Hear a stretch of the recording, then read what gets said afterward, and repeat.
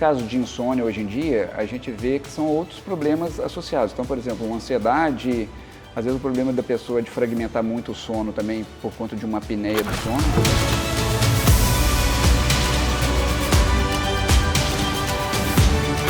Pode, doutor Paulo, o sono ser já um luxo para nós? Um luxo no sentido mesmo de, nossa, a única coisa que eu queria era dormir bem.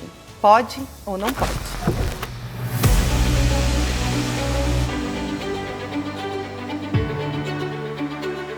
Pode, às vezes eu tá fazendo tudo certinho, mas eu tá dormindo mal. Isso tá interferindo no meu emagrecimento? Pode ou não pode? Hoje, à frente da clínica Bom Vive, que nasceu aqui no nosso estado do Mato Grosso e expande para São Paulo, o Dr. Paulo segue firme nessa missão, mostrando que dormir bem é o primeiro passo para viver uma vida melhor. Temos aqui conosco o Dr. Paulo Reis.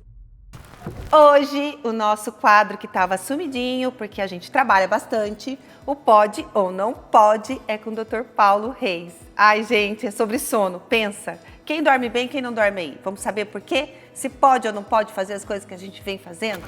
Ó, fiz as minhas anotações, conversei antes, fiz uma consulta, porque eu não sou boba, não perco oportunidade, né? Médico, quando a gente encontra, a gente cata junto e já pergunta todas as dores que a gente tem. Ai, minha filha tá com dor de garganta, a outra não tá dormindo, é assim. Então vamos lá. Pode, doutor Paulo, o sono ser já um luxo para nós? Um luxo no sentido mesmo de, nossa, a única coisa que eu queria era dormir bem. Pode ou não pode? Pensar assim, o sono pode ser um luxo, sim, deve ser considerado um luxo, mas não no aspecto de inacessível. Sim, o sono, a gente deve priorizar o sono porque assim, a sua performance no dia ela vai estar muito associada à questão qualidade e quantidade de sono. Então, prezar por sono hoje, ele deve estar em primeira da sua lista de prioridades, desejos, de né? desejos. Acho que é um luxo como desejo, né? Um luxo como desejo, sim. Um luxo como inacessibilidade, não. Porque Não. é fácil ter um sono de qualidade. O problema é que as pessoas se perderam. Nem se sabe que tem, né? Bom, essa é exclusivamente para mim, que vem há algum tempo tentando emagrecer, que não tá fácil, depois dos 40, a vida é difícil, a gente come muito mesmo, bebe um pouquinho. Então pode, às vezes eu tá fazendo tudo certinho, mas eu tá dormindo mal. Isso tá interferindo no meu emagrecimento? Pode ou não pode? Emagrecer, sem dúvida nenhuma, que é um fator que está mega associado ao sono. Se você tem um sono de qualidade ruim, a tendência é que você não consiga repor energia de forma adequada. Então, uma das formas que o organismo vê, se você não dormiu adequadamente e está com, a bateria baixa, ele vai tentar repor essa bateria de uma outra forma. E como seria a forma? Às vezes com alimentação. Então, você tende a comer coisas mais calóricas em maior quantidade. Do ponto de vista fisiológico, quando você dorme mal, você altera dois hormônios, que é o hormônio leptina e o hormônio grelina, que é o hormônio da saciedade e da fome. Então, já tem estudos que comprovaram isso. Você tem uma tendência a comer mais e comer coisas mais calóricas. Então, realmente dificulta de emagrecer, tá? E vamos avançar um pouco mais em relação ao assunto. Para quem quer ganhar massa muscular, é a mesma coisa também. Porque você diminui a produção de GH. O GH é produzido num sono profundo, um sono que chama N3, e naquilo que você dorme mal, às vezes você não aprofunda tanto o sono e essa liberação de GH vai ser diminuída. Então, aquela sensação que a gente tem, doutor Paulo, muitas mulheres, eu acho, 40 a mais, né? Todo mundo está falando sobre essas mulheres, porque hoje a gente é muito mais produtiva, né, do que era alguns anos atrás, quando atingia a idade de 40 anos. Quando a gente está mais cansada, né, às vezes do trabalho, ou enfim, dos afazeres que a gente tem do dia a dia, da casa, né, enfim, crianças, a gente tende a querer comer coisas mais gordurosas mesmo. Então isso tem a ver com essa falta, talvez, de um sono mais regulado. Sim, sem dúvida nenhuma. Eu acho que assim, a gente tem que prezar no sono, a gente não pode apontar o sono como um único fator, né? Eu acho que vai muito de hábitos de vida da pessoa também, mas o sono já é comprovadamente que ele vai piorar essa nuance de comer mal, comer mais e comer mal, buscar coisas calóricas. Para satisfazer essa baixa de energia. É como se o organismo estivesse captando energia de uma outra forma.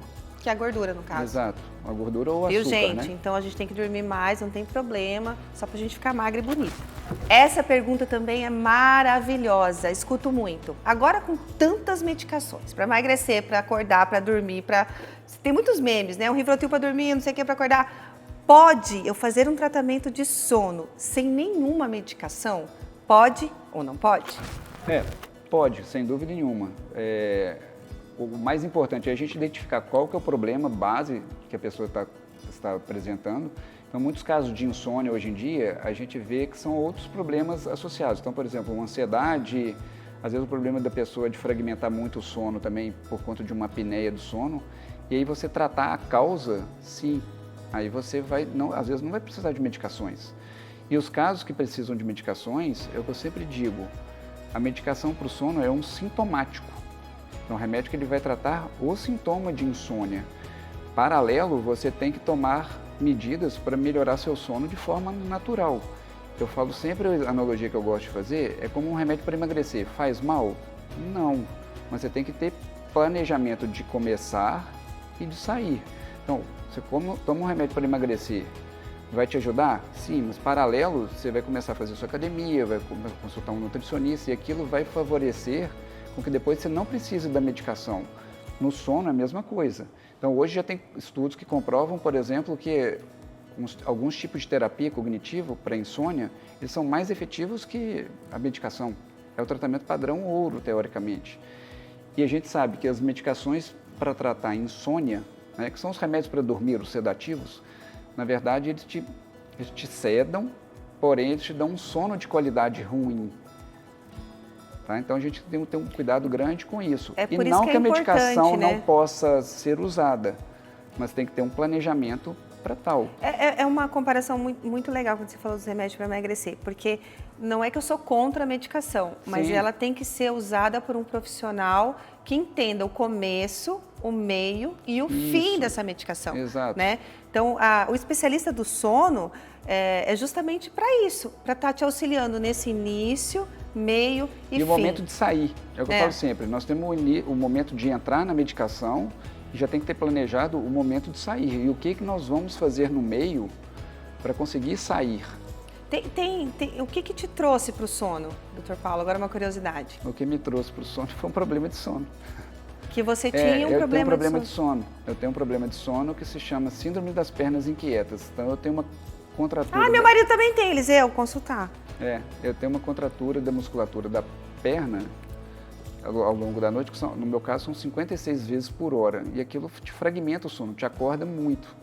Aqueles espasmos, né? São espasmos da musculatura, é como se fosse um bruxismo, mas da musculatura da perna. Tem pessoas que têm às vezes no braço, o mais comum é na perna. E aquilo faz você acordar muito, mas é um acordar que muitas vezes a pessoa ela não tem consciência. Só que quando você faz o exame de sono, você vê que a pessoa ela acordou. Ela oscila. Então no meu caso são 56 vezes por hora. Nossa. E aí entra naquilo, você acorda cansado. Dor e aí nas a solução é o quê? É tomar um remédio para dormir? Não. Eu tomo um remédio, que é um remédio para tratar a síndrome da perna inquieta. E aí você melhora o seu sono. Entendi. Então eu não preciso de um remédio para dormir, apesar de eu ter um problema de sono. É que você dorme bem. Eu tratei a base do problema. Tá? Então eu digo sempre assim, uma outra analogia que eu gosto sempre de fazer é quando você quebrou um braço. Tá? Você quebrou o braço, vai doer? Vai. Você vai ter que tomar um remédio para dor? Vai. Mas se eu não te engessar ou não te fizer uma cirurgia, você vai ter que tomar um remédio para dor ad eterno, porque o osso está quebrado, vai sempre estar quebrado. Então, até que ele colhe, às vezes eu preciso de um remédio para dor. Depois que colou, você já não precisa mais. Quando eu trato o problema de base do sono... Vai além, né? É porque assim, as pessoas elas tomam o remédio para dormir como se fosse um remédio que resolva o problema. Não é. Ele é um remédio que te faz dormir, mas ele não está resolvendo o problema. Daí cria-se a dependência. A pessoa fica com receio, muitas vezes, eu vou ficar dependente do remédio. Sim, se você não tratar a base do problema, você vai sempre ter que tomar o remédio para dormir. Geralmente, quanto tempo assim, de tratamento, Dr. Paulo? As pessoas acho que têm essa curiosidade, né? Isso vai depender muito do empenho da pessoa em mudança de hábitos. O empenho da pessoa em fazer uma terapia cognitiva para insônia.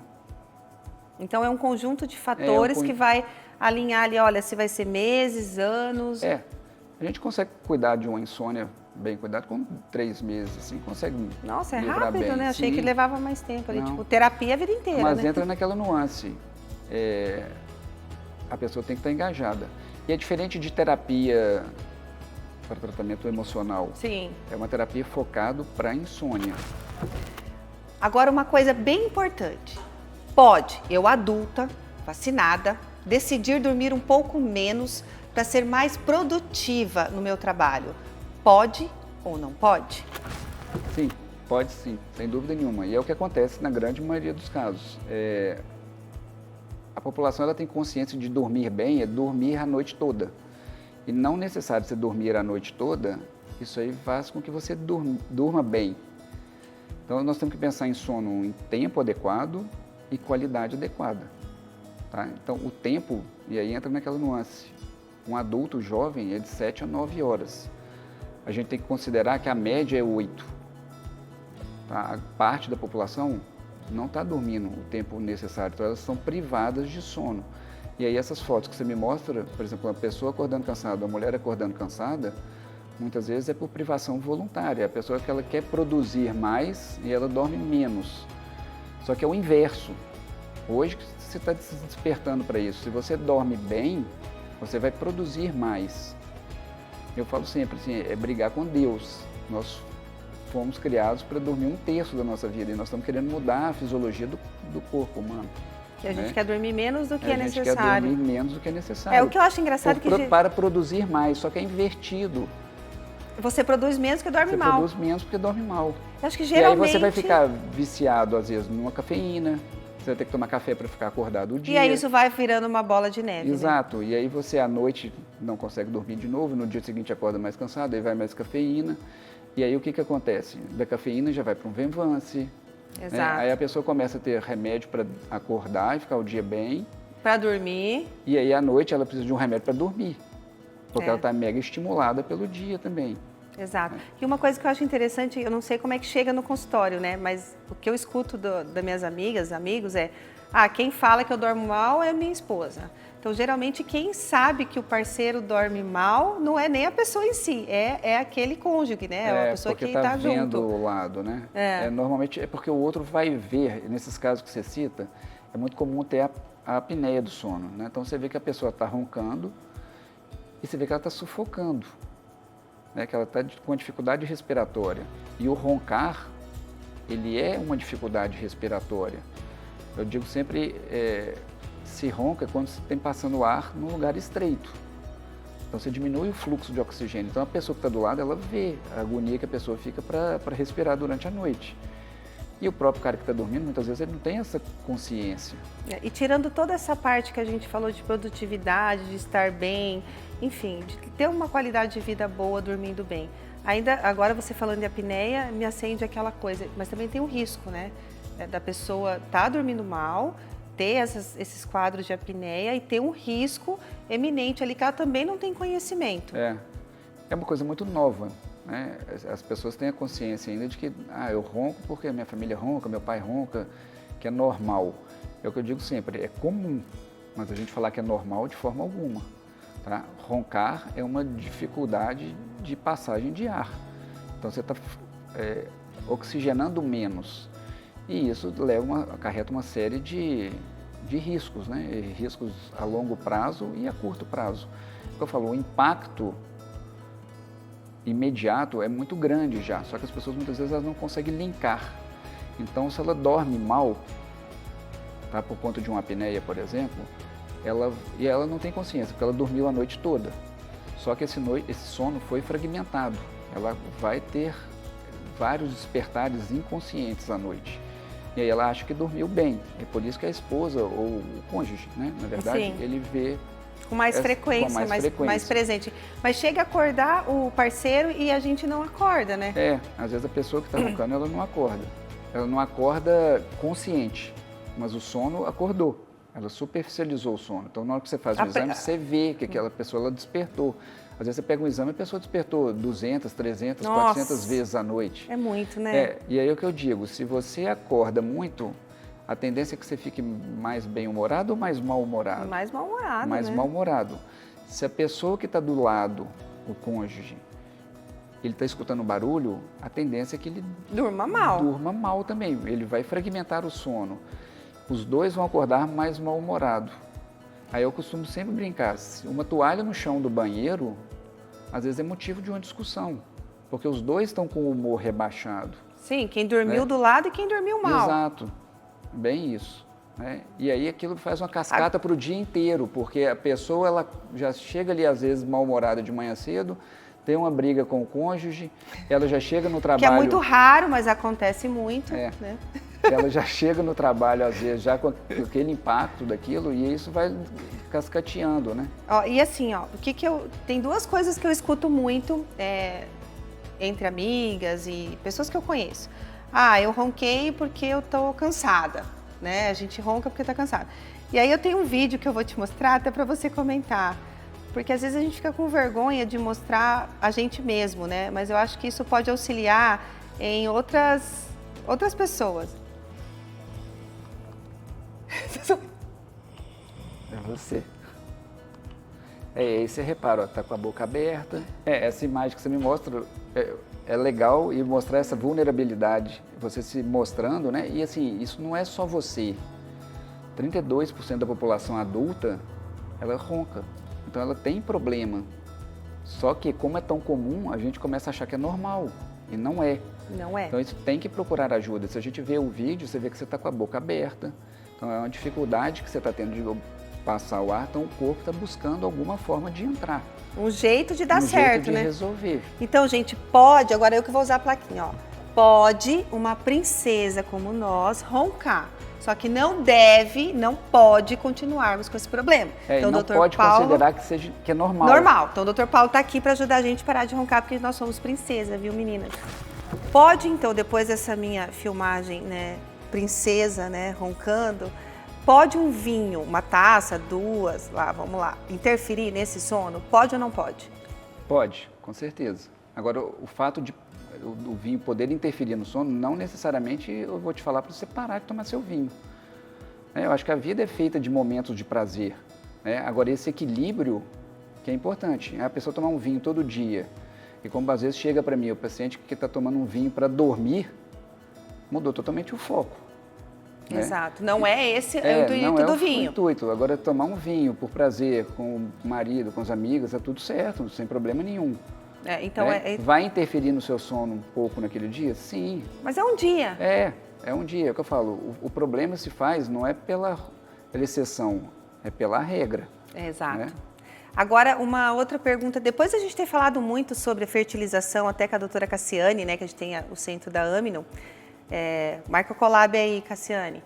Uma coisa muito importante da gente falar, doutora, é se o sono interfere no desempenho sexual ou mesmo na possibilidade de uma gravidez ou não. Interfere ou não? O sono, ele vai interferir sim, interfere diretamente na libido, porque se você dorme mal, lembra que nós conversamos antes, se você está com um nível de energia baixo, tá? Você vai ter menos apetite para fazer atividade física. E o sexo é uma atividade física. Exato. Então você vai ter alterações nesse aspecto também. Segundo, se a pessoa dorme mal, o casal dorme mal, às vezes principalmente por ronco, a tendência é que os dois estejam mais mal-humorados. Concorda que os conflitos aumentam? Exato. E como é que vai ter essa relação sendo que está brigando o tempo todo? Exato. Né? E é bem comum que eu pego bastante, às vezes os casais estão dormindo em quarto separado por conta do barulho, do ronco. Afasta o casal? Sim, sem dúvida nenhuma. Isso interfere na dinâmica toda do casal e da família? Sim. E até falando da parte do sucesso da gravidez, já está tenso, né? Aquele momento de todo mundo tá na tentativa, os tentantes mesmo para engravidar. Então o sono é uma coisa que vem para auxiliar e não para atrapalhar. Sim, sem dúvida. Então assim, o que o sono interfere diretamente? Que ele vai diminuir o seu ritmo de atividade sexual. Ele vai diminuir a libido, e aí por alterações hormonais também. Então a tendência é que você engravide menos. A probabilidade de engravidar diminui, né? Então é uma mensagem para homens e mulheres, né? Homens, vai diminuir o libido, então vai haver esse problema de ronco. Mulheres, quer engravidar, a gente não sabe mais o que tentar, talvez esteja aí, né? É um momento difícil, talvez esteja aí o problema. Então, procurar um especialista sempre é a melhor atitude que você pode ter.